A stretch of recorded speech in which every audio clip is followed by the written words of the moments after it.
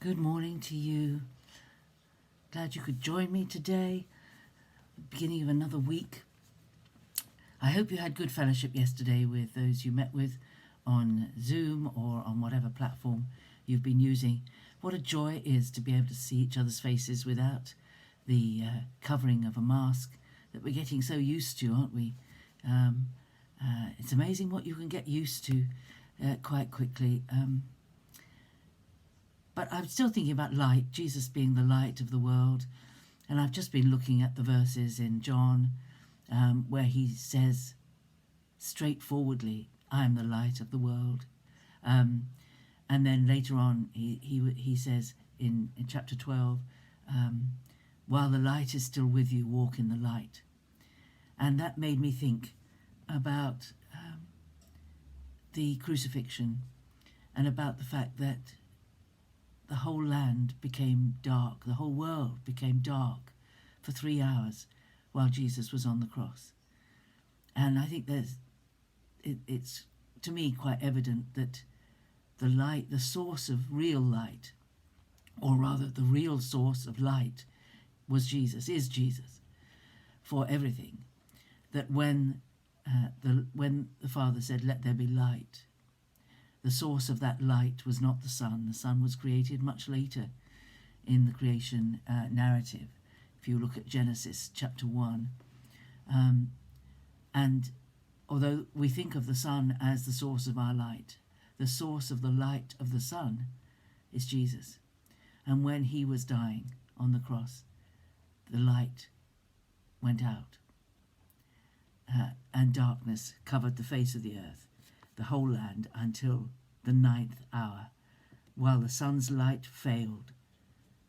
So it says in Luke 23, now it was about the 6th hour, and there was darkness over the whole land until the 9th hour, while the sun's light failed, and the curtain of the temple was torn in two.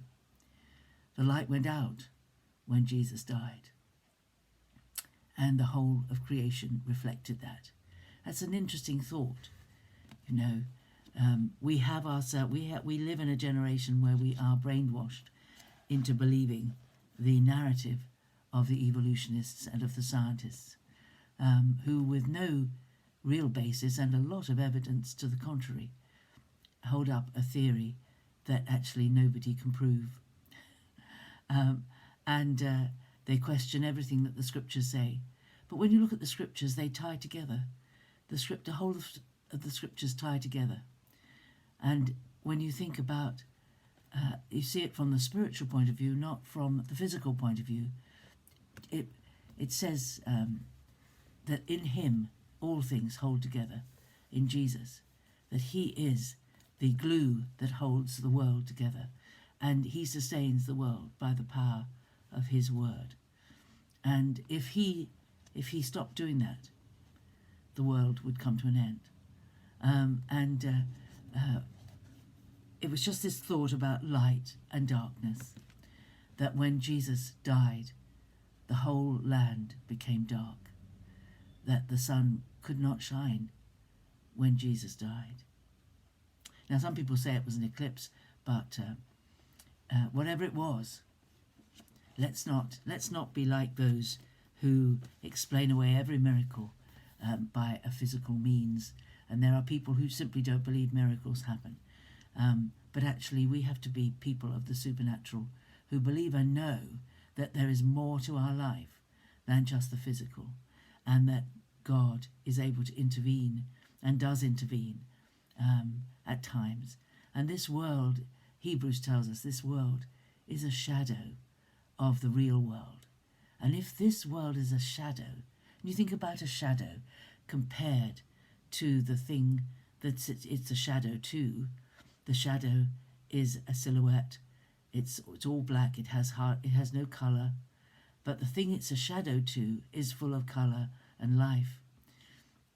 And if this world is like a shadow, then compared to the glory and the colour and the brightness and the reality of the real thing, this life that we have is but a shadow. It's an interesting thought. Have a great day today thinking about light and darkness, about shadows, And remember perhaps the days when as a child you tried to run away from your shadow so that your shadow wasn't there anymore, or you tried to catch somebody else's shadow. Have you ever tried doing that? It's quite funny, really, because all you have to do is to go somewhere where the sun can't shine on you and the shadow disappears. Shadows are very strange things, and this world is a very strange thing. It's what we know as reality, but the scriptures make it quite clear that this reality will pass away, and the real reality will be ours for eternity. And the light in Revelation, it says that in the city that we're going to, there was no need of a sun or moon. There was no need of artificial light, for the Lord God was the light of the city. And there will come a day when we won't need artificial light sources, because the true light will shine everywhere. So Jesus, the light of the world, a thing to ponder. And remember, for next Sunday afternoon, those of you at Monk's Yard, the next Sunday afternoon, we're going to be joining with the Horton group of churches, and we need a candle for the service that's going to start at 10 to 6 in the evening, Sunday evening. If you can join us, that would be great. Lovely to see you. Enjoy today and ponder light and darkness, shadow and reality. God bless you. Bye-bye.